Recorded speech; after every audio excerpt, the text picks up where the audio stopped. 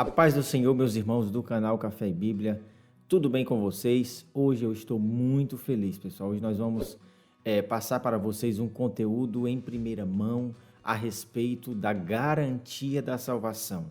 Para você, se eu perguntasse agora para você, a salvação, ela é uma garantia de todo salvo?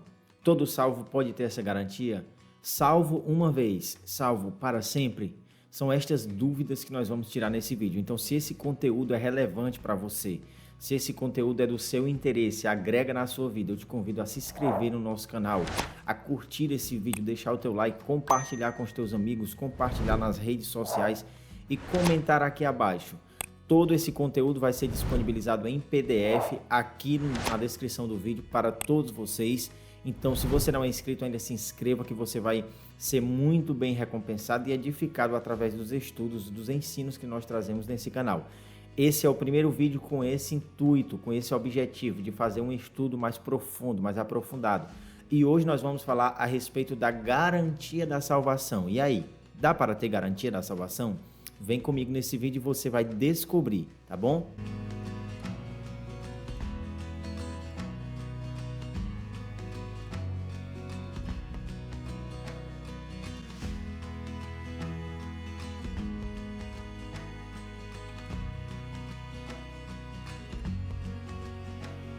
Então eu quero deixar como temática desse vídeo o seguinte título: podemos perder a salvação? Primeiro, antes de tudo, antes de saber se nós podemos ou não perder a nossa salvação, vamos falar sobre a certeza que nós temos da salvação. Nós temos essa garantia gerada pela palavra do Senhor. Abra comigo a sua Bíblia na carta que escreveu João, na primeira carta de João, capítulo 5, versículo de número 13.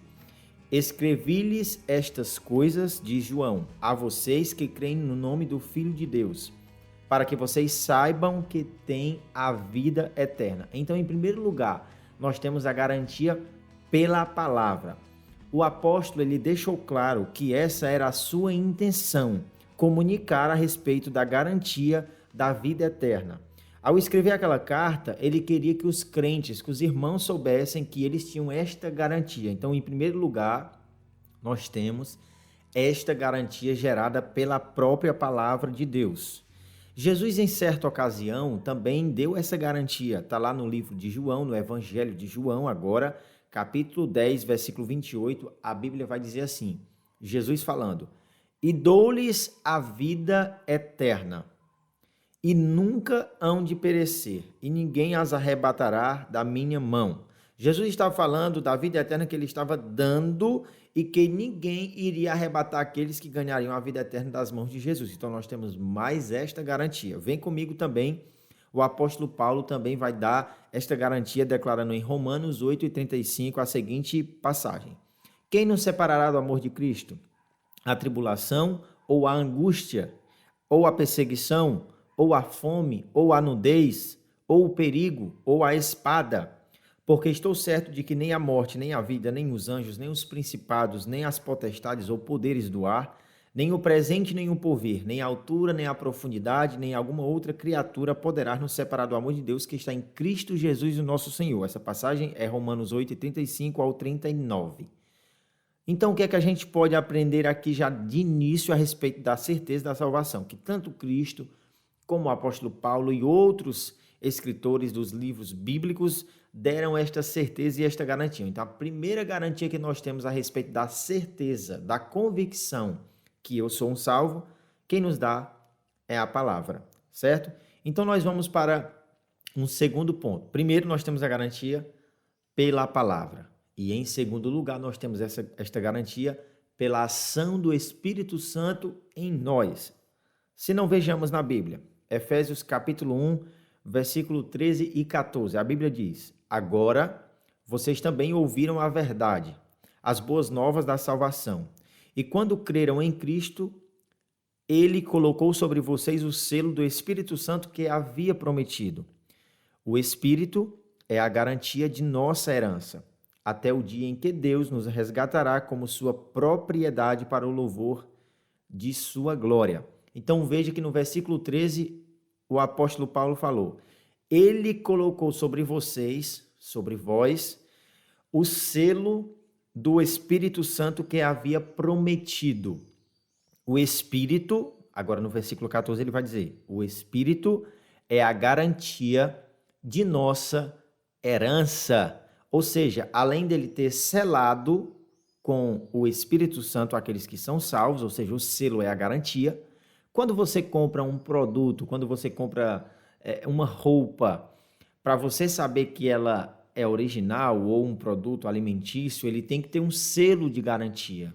Você tem um selo que lhe traz garantia de que aquele produto em específico é original. Portanto, o Espírito Santo em nós é o selo, é a garantia a respeito da nossa herança. Vejamos outra passagem na Bíblia Sagrada em 2 Coríntios, capítulo 1, versículo 21 e 22, onde a Bíblia diz: é Deus quem nos capacita e a vocês a permanecermos firmes em Cristo. Ele nos ungiu. Versículo 22. E nos identificou como sua propriedade ao colocar em nosso coração o selo do Espírito, a garantia de tudo que ele nos prometeu. Então veja também em Coríntios, Paulo também enfatizando sobre a garantia, sobre o selo do Espírito Santo em nosso coração como garantia da salvação. Vejamos mais uma passagem também escrita por Paulo, Efésios 2 e 22. A Bíblia diz: por meio dele, vocês também estão sendo edificados como parte dessa habitação, onde Deus vive por seu Espírito. Então nós temos aqui nestas passagens que foram citadas, o Espírito Santo como um selo, o Espírito Santo como garantia, porque selo é garantia da nossa herança, e também nós como sendo a habitação de Deus através do Espírito Santo. Então veja, nós temos todas essas garantias. Mas nós vamos passar mais algumas passagens para ficar bem mais enfatizado aqui. Primeira carta de João, capítulo de número 4, versículo de número 13. A Bíblia diz: Deus nos deu seu Espírito como prova de que permanecemos nele e ele em nós. Então, o Espírito Santo, ele além de trabalhar em nós, visando o nosso aperfeiçoamento em Cristo, ele também produz no nosso íntimo a certeza e a convicção de salvação em Cristo Jesus. Vejamos outra passagem, Romanos 8 e 16. A Bíblia diz: pois o seu Espírito confirma a nosso Espírito que somos filhos de Deus. Em algumas outras versões está assim: portanto, o Espírito testifica com o nosso Espírito que somos filhos de Deus. Então, nós temos essa garantia pelo Espírito, pela palavra. Nós vamos ver mais algumas passagens, bem rápido. Hebreus 6, 19 e 20. A Bíblia diz: temos esta esperança por âncora da alma, segura e firme, e que entra no santuário que fica atrás do véu, onde Jesus, como precursor, entrou por nós, tendo se tornado sumo sacerdote para sempre, segundo a ordem de Melquisedeque. Então, essa alegoria da âncora nos remete à ideia da convicção de que nós temos esta esperança por âncora da alma. O que é a âncora para um barco, para um navio? Ela é a garantia de que o navio ele está atracado, de que o barco ele está seguro. A âncora estando firme no solo, lá no mar, significa que o navio ele está seguro, ele não vai sair dali, ele não vai pender para outros lugares. Então a palavra ela traz esta alegoria de âncora da alma, esta esperança como âncora da alma para nos dar a certeza e a convicção de salvação. Então agora que você já ouviu e viu aqui nos versículos que foram colocados, que nós temos esta garantia pela palavra e em segundo lugar, temos esta garantia pelo Espírito Santo que testemunha em nós, que testifica em nós que nós somos salvos. Então agora você já pode dizer que essa garantia ela é testificada, ela é comprovada tanto pelas Escrituras como pelo Espírito Santo que habita em nós, que testifica, que nos prova através da testificação do Espírito Santo e do seu selo em nossa vida, em nosso coração. Então pronto, nós já temos essa noção, nós somos salvos, temos essa garantia. Agora vamos a ideia central do vídeo, né? O questionário central, a questão, a situação, o problema. Nós podemos perder a salvação? Nós temos a garantia de que temos ela. E agora? Agora que temos como perdê-la? Podemos perdê-la? A justificação recebida pela fé é um estado inalterável?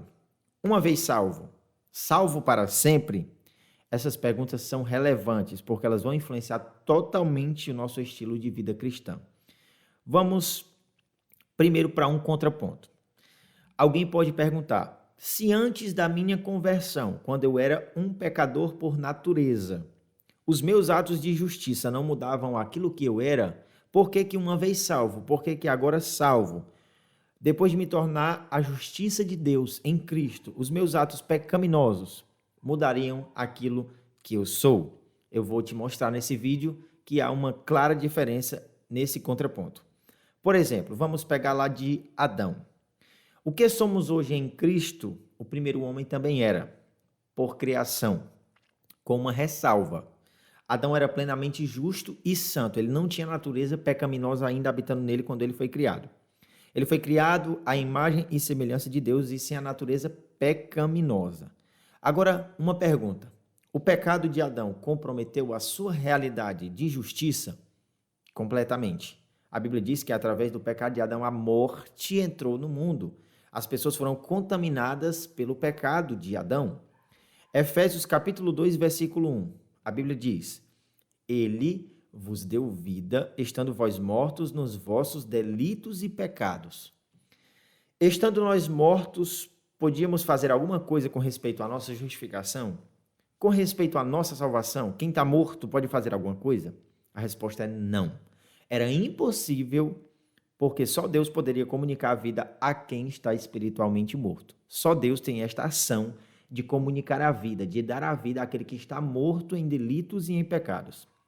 Contudo, agora salvos, este estado de vida é inalterável, nós recebemos a salvação, recebemos a vida eterna.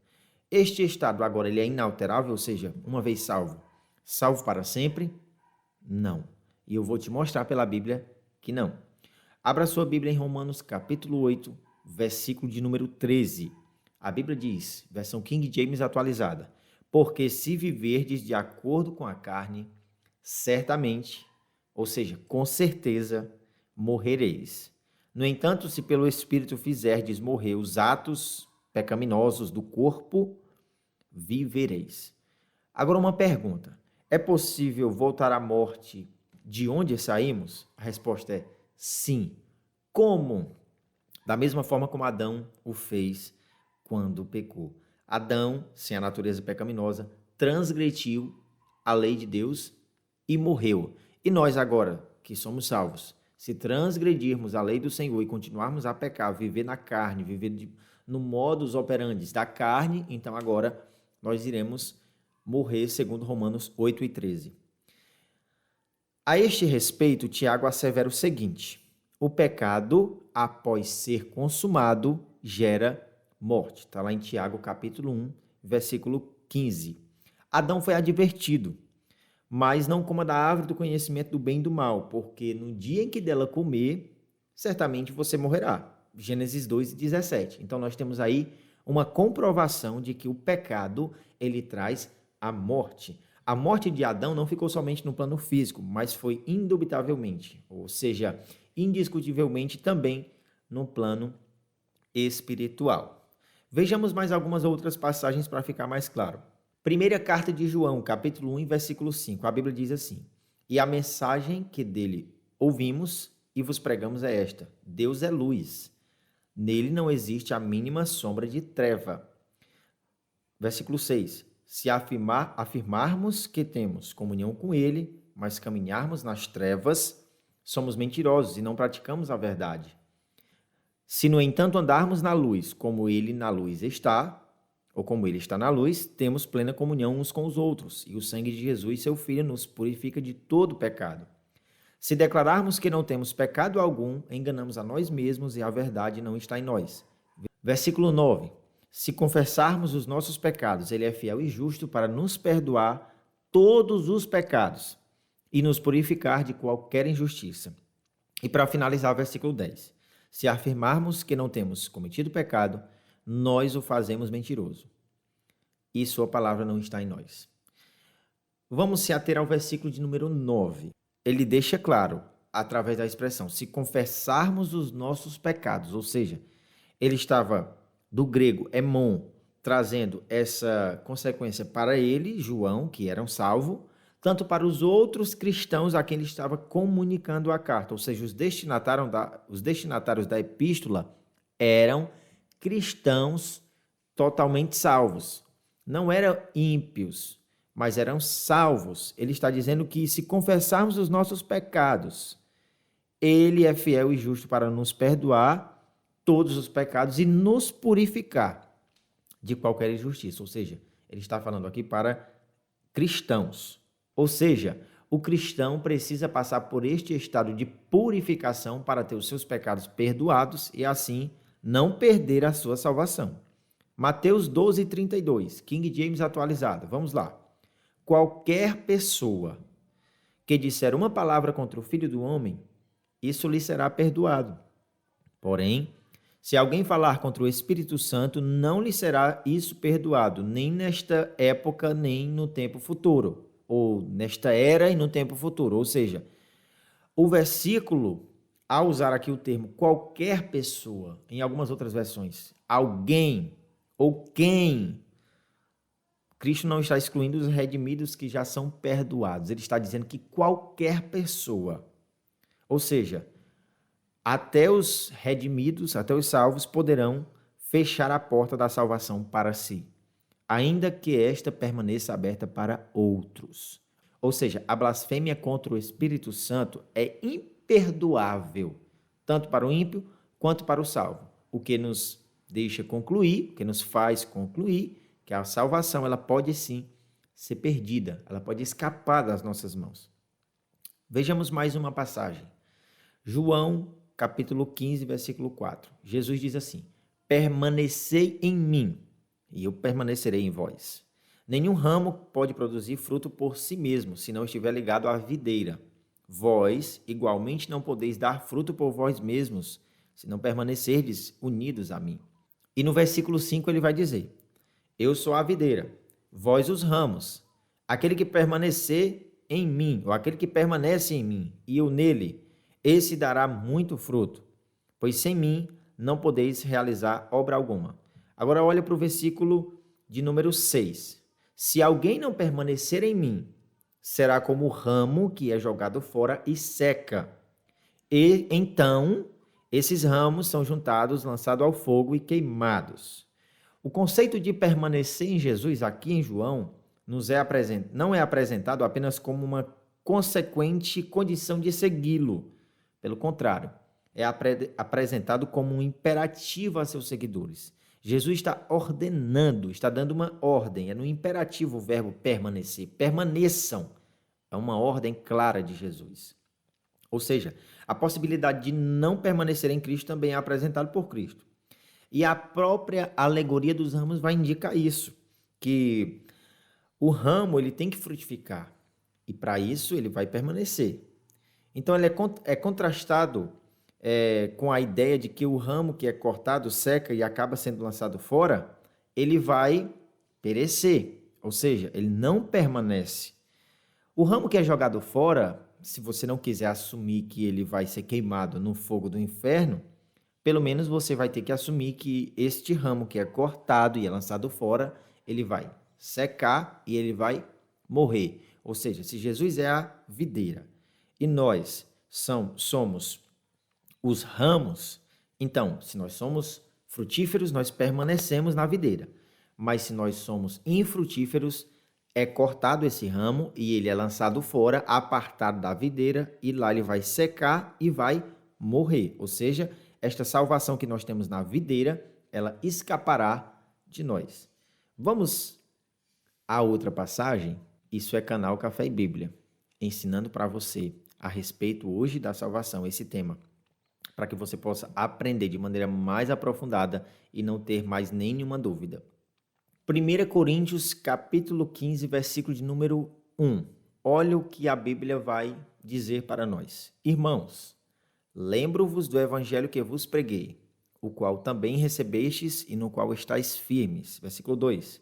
Por meio dele também sois salvos, desde que vos apegueis com convicção à palavra que vos anunciei. Caso contrário, tendes crido em vão.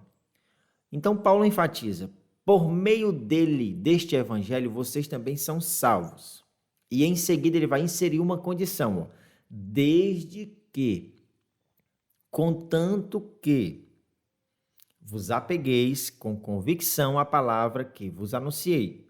Então, o que aconteceria se não cumprissem a condição estabelecida? A resposta está no versículo. Eles teriam crido em vão. Era em vão eles terem crido, se eles não permanecessem com convicção e que eles se apegassem com convicção à palavra que foi anunciada por Paulo. O escritor da carta de Hebreus trata do mesmo princípio condicional. É uma condição. E da necessidade de preservar a fé do início ao fim da caminhada. Vejamos Hebreus, capítulo 3, versículo de número 12. Olha o que a Bíblia diz. Tenham cuidado, irmãos, para que nenhum de vocês tenha um coração mau e descrente, que se afaste do Deus vivo. Pelo contrário, animem uns aos outros todos os dias, durante o tempo que se chama hoje, a fim de que nenhum de vocês seja endurecido pelo engano do pecado. Versículo 14. Porque temos nos tornado participantes de Cristo, se de fato guardarmos firme até o fim a confiança que desde um princípio tivemos. A advertência dessa vez é para o cuidado que devemos ter para que alguma coisa não venha a nos afastar de Deus. Aí vem a pergunta: a quem a exortação foi dirigida? Aos cristãos, já convertidos.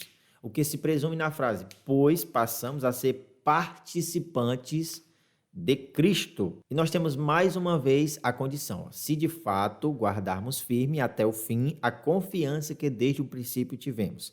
Obviamente que nenhuma das passagens bíblicas que eu estou citando aqui está dizendo que alguma vez que você tropeçar, você perde automaticamente a salvação. Pelo menos não em parte. Você não vai perder em absoluto. Nós temos um advogado, glória a Deus por isso, junto ao Pai. Ou seja, nós temos perdão à nossa disposição. Porém, é preciso abandonar o pecado, mediante um arrependimento sincero e confissão diante do Senhor. Todavia, se não nos permitirmos a sermos restaurados por Deus para a purificação de toda injustiça causada pelo pecado, abortaremos aquilo que Deus, de forma graciosa, nos disponibiliza. Vamos mais uma vez a Hebreus, capítulo de número 6 e versículo de número 4. A Bíblia relata: é impossível, pois, que aqueles que uma vez foram iluminados, provaram o dom celestial, se tornaram participantes do Espírito Santo, provaram a boa palavra de Deus e os poderes do mundo vindouro e caíram, sim. É impossível outra vez renová-los para arrependimento, visto que de novo estão crucificando para si mesmos o Filho de Deus e expondo-o à zombaria. Estas pessoas que o escritor de Hebreus ele estava falando, eles foram, em primeiro lugar, iluminados.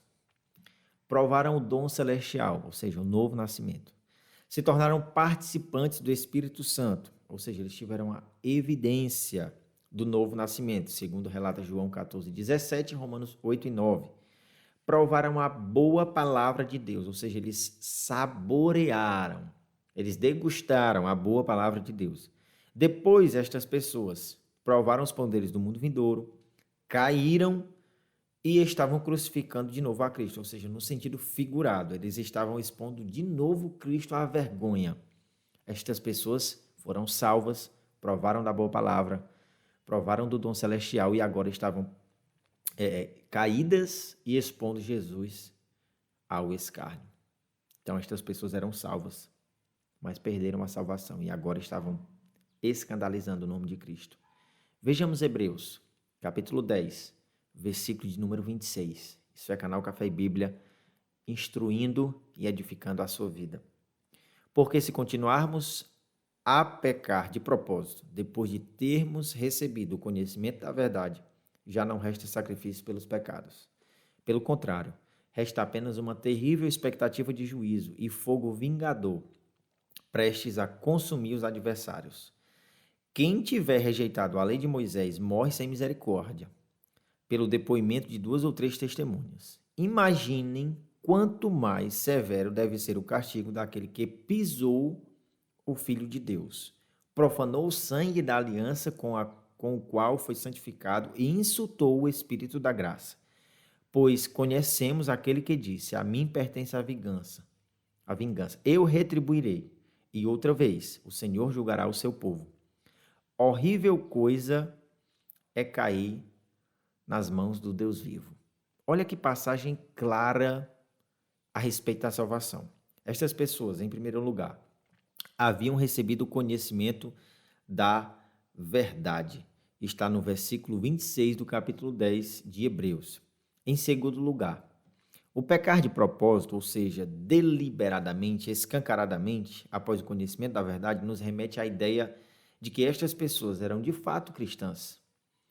Pois, se conhecessem a verdade e continuassem pecando escancaradamente, o que ia acontecer com elas? Elas iriam... a Bíblia diz aqui que elas... imaginem quanto mais severo deve ser o castigo daquele que pisou o Filho de Deus, profanou o sangue da aliança com o qual foi santificado e insultou o Espírito da graça. Olha o que diz aqui no versículo 27. Resta apenas uma terrível expectativa de juízo e fogo vingador, prestes a consumir os adversários. Estas pessoas tinham conhecido a verdade e agora estavam pisando no nome do Filho de Deus. O versículo 26 diz que já não resta sacrifício pelos pecados destas pessoas. Elas estavam profanando o nome do Filho de Deus. Vejamos agora Pedro. Pedro, ele também vai dar aqui algumas referências, ele vai citar algumas passagens que nos dá a total certeza de que uma pessoa, uma vez salvo, pode perder a salvação. Então vamos a Pedro. Olha o que Pedro diz, capítulo 2 da segunda carta de Pedro, versículo 20. Sendo assim, se depois de fugir das corrupções do mundo, mediante o conhecimento do Senhor e Salvador Jesus Cristo, são uma vez mais influenciadas e vencidas por elas, seu último estado tornou-se ainda pior que o primeiro. Versículo 21. Porque lhes teria sido melhor não haver conhecido o caminho da justiça do que depois de conhecê-lo, darem as costas ao santo mandamento que lhes havia sido concedido. Versículo 22. Dessa maneira, confirma-se neles o quanto é verdadeiro o provérbio que diz: o cão volta ao seu vômito. E mais, a porca lavada volta a revolver-se no lamaçal. A quem Pedro está escrevendo? Obviamente aos cristãos. Olha a resposta. Aos que conosco obtiveram fé igualmente preciosa. Pedro está dizendo que estas pessoas, igualmente ele e os demais cristãos, estas pessoas haviam recebido uma fé igualmente preciosa. Sendo assim, a quem Pedro escreve? Obviamente, aos cristãos. Nós temos ainda na segunda carta de Pedro, no capítulo 1, no versículo 1, Pedro falando aos destinatários da sua carta o seguinte: aos que conosco obtiveram fé igualmente preciosa. Ou seja, estas pessoas haviam recebido a mesma fé, igualmente a fé de Pedro e dos demais apóstolos. Ou seja, estas pessoas também eram cristãs e eram estas pessoas os destinatários da carta de Pedro. Se depois de fugir das corrupções do mundo, mediante o conhecimento do Senhor e Salvador Jesus Cristo, também nos comprova que estas pessoas eram cristãs. E agora elas tinham sido o quê? Influenciados e vencidos por elas, pelas corrupções do mundo. Pedro vai dizer, seu último estado tornou-se ainda pior que o primeiro, ou seja, seria melhor nem ter aderido à fé, nem ter recebido o plano de salvação, nem ter recebido Jesus no seu coração como Senhor e Salvador, porque o estado delas agora, o último estado, é bem pior do que o primeiro, ou seja, de que quando elas ainda não tinham se convertido, ainda não tinham recebido A palavra do Senhor vai dizer que quando este espírito imundo ele sai do nosso corpo, vem o Espírito Santo e habita. E quando o Espírito Santo ele sai, porque você perde a salvação, este espírito imundo ele volta, ele encontra a casa limpa, adornada, e aí ele vai trazer com ele mais 7, ou seja, o estado vai ser pior. Onde antes era um espírito imundo, agora são 8. É um que voltou e traz mais 7 amiguinhos. 1 Timóteo capítulo 1, 18, olha o que Paulo diz. Timóteo, meu filho, dirijo essa orientação a ti, levando em consideração o que as profecias anunciaram a teu respeito. Com base nelas, luta o bom combate, ou seja, permanece firme. Versículo 19. Preservando a fé e a boa consciência, ou seja, a fé ela precisa ser preservada. Porquanto algumas pessoas vindo a rejeitá-la, ou seja, rejeitar a boa consciência, rejeitar a fé, naufragaram na fé. Então, tem como naufragar na fé? Tem. O que é naufragar na fé? Que comparação, que metáfora foi que Paulo usou? Vejamos o exemplo de um barco. Mais uma vez vou citar aqui um barco, um navio. Ele sai do porto com destino a um outro porto, a um outro lugar. E ele tem toda a rota marítima. Mas se no meio dessa rota ele naufraga, ele não completa a sua viagem, o que nos faz entender que o destino final não foi alcançado. Quando Paulo diz que estas pessoas, quando rejeitaram a fé, o bom combate e a sua consciência, uma boa consciência, estas pessoas naufragaram na fé. Ou seja, elas não completaram o percurso. Elas não chegaram ao final da sua fé. Então você entende por todos estes versículos e todas estas passagens que foram citadas, que eu citei aqui neste vídeo, que uma pessoa pode sim perder a sua salvação. Não vá crer que uma vez salvo, salvo para sempre, e agora você vai viver do jeito que você quer, com libertinagem, com depravação, amando mais os deleites, os prazeres da carne e do mundo do que os prazeres que nós temos na presença do Senhor. Então, se você é salvo, zele pela sua salvação, preserve a fé, mantenha uma boa consciência e viva uma vida de temor a Deus. E assim, sendo fiel até a morte, Jesus vai dizer em Apocalipse, dar-te-ei a coroa da vida. Você vai ser salvo. Mas se no percurso você transgredir os mandamentos do Senhor através da sua palavra, todos os ensinamentos que Jesus e os demais apóstolos, escritores das cartas, deram através do Espírito Santo, esse testemunho maravilhoso que chegou até nós escrito em letras, na palavra de Deus, infelizmente, eu e você e qualquer pessoa que descumprir isso vai naufragar na fé, vai perder a sua salvação. Então esse foi mais um vídeo do canal Café e Bíblia. Se você gostou deste vídeo, não esqueça de comentar, eu preciso de feedback. Nós precisamos de um retorno seu para saber se está ok, se estamos no rumo certo, se este conteúdo é relevante. E mais uma vez lembrando, eu vou deixar o PDF de todo esse estudo aqui para que você possa baixar e se apropriar ainda mais da palavra do Senhor e dessa temática e possa ter base para conversar com alguém, para de repente debater ou discutir de forma saudável com alguém a respeito da certeza da salvação, tá bom? Então, se você não se inscreveu ainda, depois deste vídeo, se você chegou até aqui, se inscreva, ele é bênção para a tua vida. Este canal é um canal cristão que tem por objetivo maior edificar a sua vida. Que a paz do Senhor esteja com todos nós e eu te vejo no próximo vídeo, eu te vejo no próximo estudo em nome de Jesus. Fica com Deus.